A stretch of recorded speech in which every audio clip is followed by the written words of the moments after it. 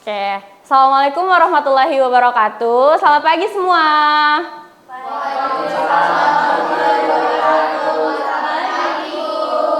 Gimana nih kabarnya? Masih pada semangat apa masih ngantuk? Semangat tuh. Masa udah ngantuk? Pada mandi kan? Oke, mungkin sebelum kita mulai kita bisa awalin dengan berdoa dulu kali ya. Oke, boleh nih Imam sebagai ketua kelas kita pimpin doa. Sebelum kita mulai teman-teman, mari kita berdoa.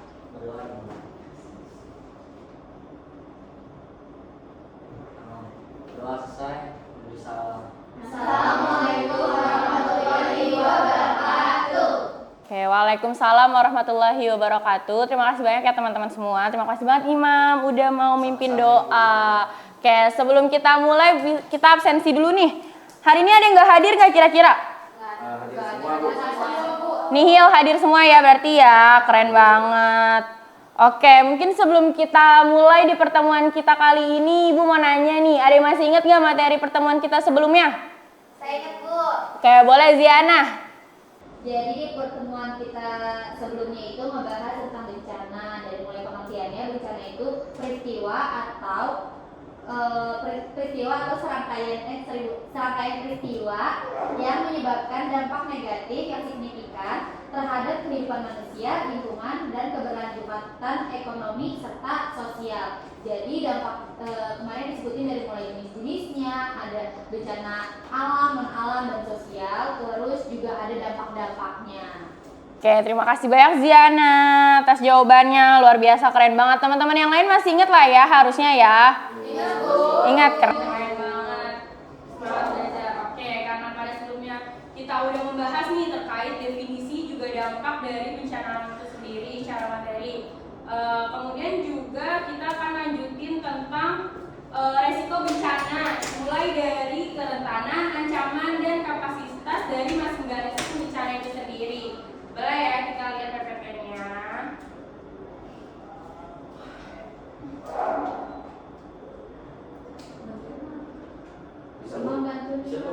Boleh Imam bantuin?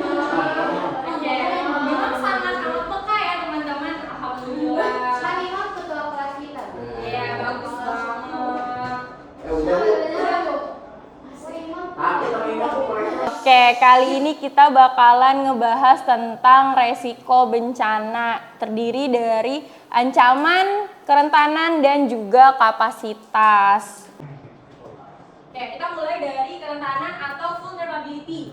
Kerentanan adalah kondisi atau faktor yang membuat individu atau masyarakat serta sistem lebih rentan atau mudah terkena dampak negatif saat bencana itu terjadi. Faktor-faktor ini bisa terdiri dari faktor fisik, sosial, ekonomi, ataupun lingkungan. Nih, ada juga ciri-ciri kerentanan, yaitu pertama, infrastrukturnya yang lemah atau tidak memadai, ketergantungan pada sumber daya yang rapuh, serta ketimpangan sosial dan ekonomi, dan yang terakhir adalah kurangnya akses terhadap informasi dan teknologi. Nah, contoh-contoh kerentanan, kan tadi udah dibahas nih tentang jenis-jenis bencana, yaitu ada bencana alam, bencana non-alam, serta bencana sosial. Nah, ini contoh kerentanan dari bencana alam adalah seperti rumah-rumah di daerah rawan banjir dibangun tanpa fondasi atau sistem drainase yang sangat memadai dan tidak memadai. Selanjutnya juga ada bencana non-alam, bisa dilihat itu kurangnya stok vaksin atau tenaga medis selama pandemi itu terjadi. Dan yang terakhir adalah bencana sosial, yaitu ketimpangan ekonomi yang menciptakan konflik antar kelompok masyarakat. Masih ingat gak sih bencana sosial yang minggu lalu tuh yang permasalahan antar suku, gitu tuh termasuk juga tuh. Nah, yang selanjutnya ada ancaman atau hazard, yaitu ancaman adalah potensi terjadinya fenomena atau peristiwa yang dapat menyebabkan kerugian, baik itu secara fisik, sosial, ekonomi maupun lingkungan. Ancaman dapat bersifat alami atau buatan manusia. Ciri-ciri dari ancaman itu sendiri merupakan yang pertama, merupakan fenomena yang dapat diamati atau diprediksi. Selanjutnya juga ada memiliki potensi untuk menimbulkan kerusakan atau kerugian. Nah, contoh-contoh ancaman dari masing-masing bencana itu yang pertama, di bencana alam ada aktivitas geologis seperti gempa bumi ataupun letusan gunung berapi. Apalagi yang daerah rumahnya di sekitar pegunungan itu termasuk salah satu ancaman yang paling sering terjadi. Selanjutnya juga ada bencana non alam, yaitu wabah penyakit menular seperti COVID-19 atau flu burung seperti tahun-tahun lalu dari 2020 sampai dengan 2023 itu masih banyak banget masalah COVID yang benar-benar merugikan kita banget sebagai masyarakat. Selanjutnya juga ada bencana sosial nih. Ancaman dari bencana sosial yaitu seperti aksi terorisme atau kerusuhan politik. Terus juga paling sering terjadi nih konflik antar agama atau antar budaya yang meluas menjadi kekerasan. Karena kan kita negara Bhinneka Tunggal Ika nih, kita benar-benar budaya kita tuh berbeda-beda dan ini tuh benar-benar menjadi ancaman yang cukup signifikan. Apalagi banyak banget orang yang merasa budayanya tuh paling baik gitu daripada budaya yang lain. Nah, selanjutnya juga ada kapasitas atau capacity. Kapasitas adalah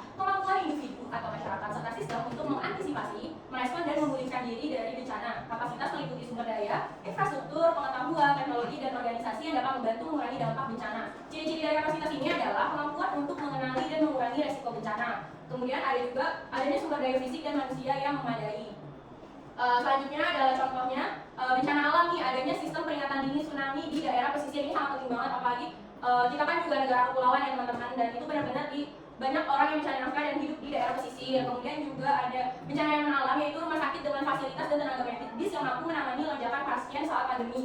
Karena saat pandemi itu benar-benar kita tuh kayak kaget sih sebenarnya, karena kan tenaga medis di negara kita tuh kurang banget, apalagi yang di daerah tertinggal, daerah tertinggal, pelosok itu susah banget karena di infrastruktur jalannya juga emang kurang memadai sih.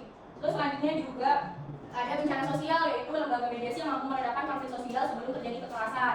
Nah ini penting banget karena kalau misalkan udah terjadi kekerasan kan pasti sering banget ya kita ada konflik antar suku kayak dulu Madura dengan Dayak dan lain-lain sebagainya, itu banyak banget karena kita berbeda-beda. Nah contoh kasus nyatanya nih dari macam-macam jenis-jenis bencana, yang pertama ada bencana alam, yaitu dimulai dari kerentanannya adanya permukiman di lereng Gunung Merapi yang rawan terkena awan panas. Contohnya itu kayak Gunung Merapi, Gunung Sinabung gitu-gitu. Terus juga dari segi ancaman yaitu letusan gunung berapinya itu sendiri. Dan yang terakhir dari segi kapasitasnya yaitu sistem pemantauan aktivitas vulkanik yang canggih serta jalur evakuasi yang jelas.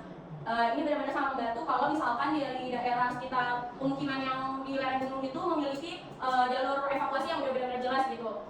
Terus juga selanjutnya ada contoh kasus nyata dari bencana non alam. Bencana non alam dimulai dari kerentanan, yaitu kota tanpa rumah sakit rujukan saat pandemi. Itu sangat rentan karena benar-benar bingung gitu mau kemana, sedangkan kan nggak boleh ketemu orang-orang ya, takutnya itu benar-benar menular dan malah menjadi makin parah gitu. Selanjutnya dari bentuk ancamannya itu yaitu sendiri penyebaran virusnya yang mematikan, karena kan kita nggak bisa memungkiri dari pandemi itu sendiri banyak banget yang tenaga medis yang gugur karena bersentuhan langsung kan, juga banyak saudara yang meninggal. Nah, di terakhir ada juga kapasitas, yaitu program vaksinasi massal dan pembatasan mobilitas. Seperti kita pernah yang namanya ngumpulin masker, vaksin di sekolah dulu vaksin juga kan kalian? Ada maksudnya nanti juga dibatasi banget ruang lingkup kita. Kita dulu ada sesi A, sesi B, ya kan? Biar nggak terlalu banyak kumpul di satu ruang. Yang terakhir juga ada bencana sosial. Bencana sosialnya itu dimulai dari kerentanan, yaitu wilayah dengan ketimpangan sosial yang tinggi. Contohnya wilayah kayak perkotaan dengan wilayah perdesaan, itu tuh kurang saling serasi gitu karena adanya ketimpangan sosial. Terus selanjutnya ancamannya itu aksi kerusuhan akibat ketidakpuasan politik. Nah, kita habis pilkada, habis pilpres, nggak bisa memungkiri kan. Ada kapasitas, yaitu kehadiran mediator konflik dan pendekatan keamanan berbasis komunitas. Biasanya nih kalau misalkan kayak konflik di sekitar RT kan pasti yang ini bakalan RT-nya nggak sih? Kalau misalkan kita ada konflik antar tetangga itu pasti dari RT-nya. Nah selanjutnya adalah karena kita udah belajar nih tentang resiko dari bencana, kita juga harus tahu nih langkah-langkah dalam melakukan mitigasi dan juga adaptasi dari bencana itu sendiri, ya nggak sih? Iya. Tahu nggak nih adaptasi dan juga mitigasi bencana itu apa sih? Kayak boleh Sri. Kalau mitigasi itu upaya dilakukan secara sistematis untuk mengurangi resiko terus dampaknya dari bencana itu sendiri atau kerugian dari bencana yang terjadi. Nah kalau adaptasi itu upaya yang untuk menyesuaikan diri sih dari bencana itu dengan perubahan kondisi lingkungan atau fisik. Oke, terima kasih banyak sih atas jawabannya, luar biasa, keren banget nih Sri. Jawaban dari Tuan. Oke, karena dedikasi nih ya sama Sri, kita bakalan nonton video nih tentang mitigasi dan juga adaptasi. Perhatiin ya teman-teman.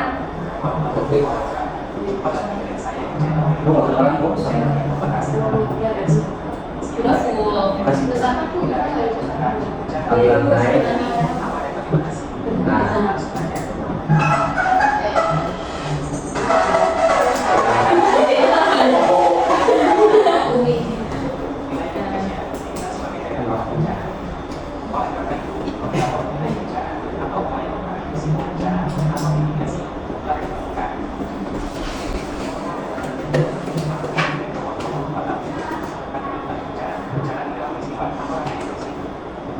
sekarang ya.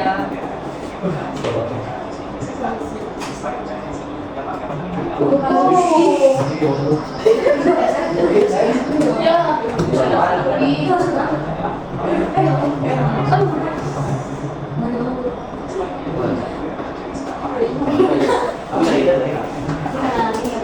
ada ratusan. Kalau gitu iya. Di sini mungkin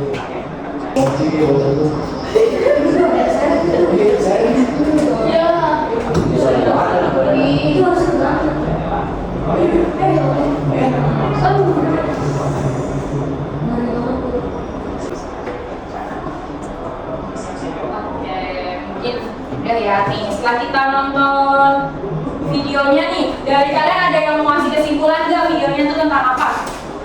Oke boleh Salvita. Jadi kesimpulan dari video tadi ya Bu, jadi mitigasi bencana adalah upaya untuk mengurangi resiko bencana dengan cara mengurangi kerentanan, meningkatkan kesiapsiagaan dan meningkatkan kapasitas adaptasi masyarakat. Nah terus adapun adaptasi bencana itu upaya untuk menyesuaikan diri dengan perubahan iklim dan dampaknya sehingga dapat mengurangi resiko bencana.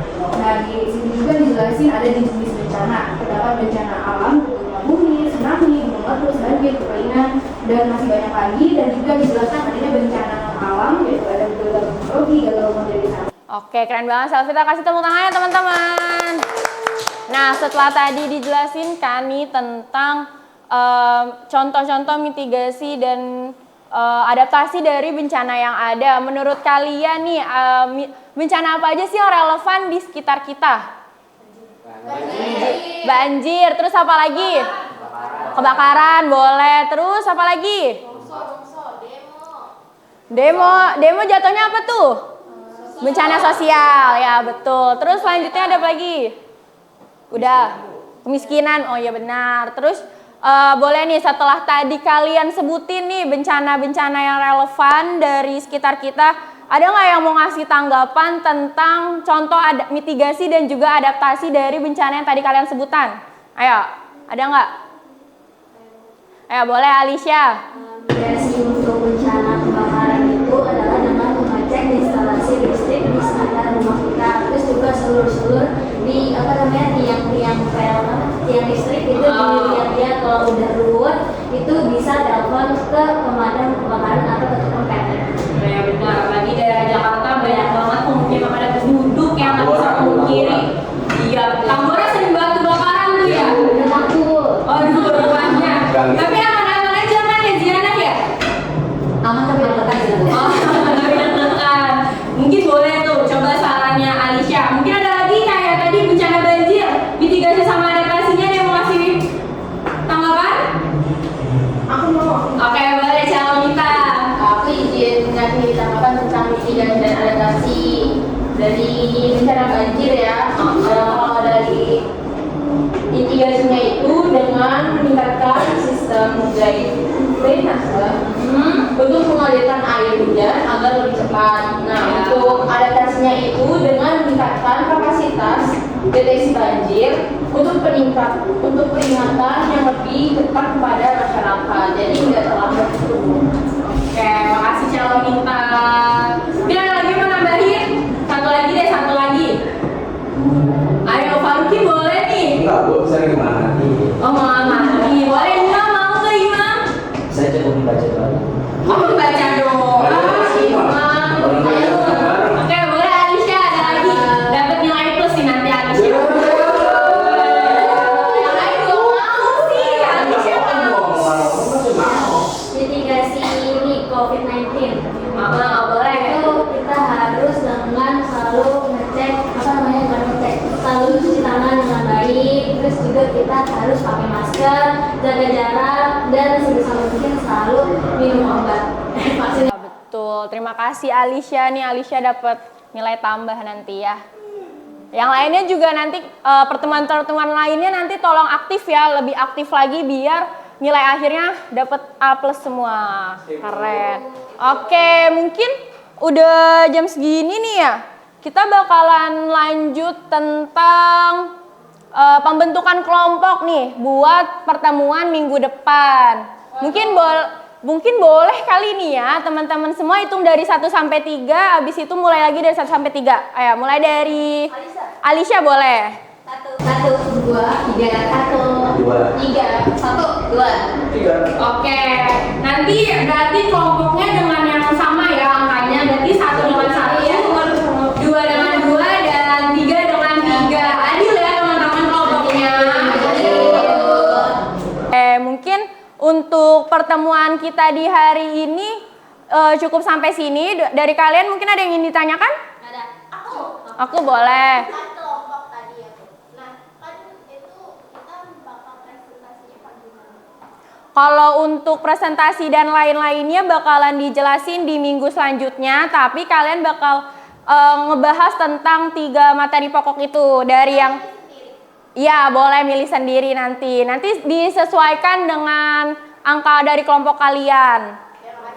Oke, sama-sama. Mungkin sampai sini aja ya anak-anak semua. Terima kasih banyak sudah kondusif, sudah mengikuti pelajaran dengan baik. Mungkin sebelum kita tutup boleh Imam silakan memimpin doa yang katanya Imam maunya mimpin doa aja nih teman-teman. Oke, boleh. Pertama, sebelum kita akhiri pembelajaran kita, mari kita berdoa sesuai agama dan kepercayaan kita masing-masing. Berdoa dimulai. Berdoa selesai, memberi salam. Assalamualaikum warahmatullahi wabarakatuh. Waalaikumsalam warahmatullahi wabarakatuh. Terima kasih banyak teman-teman atas kesempatannya hari ini.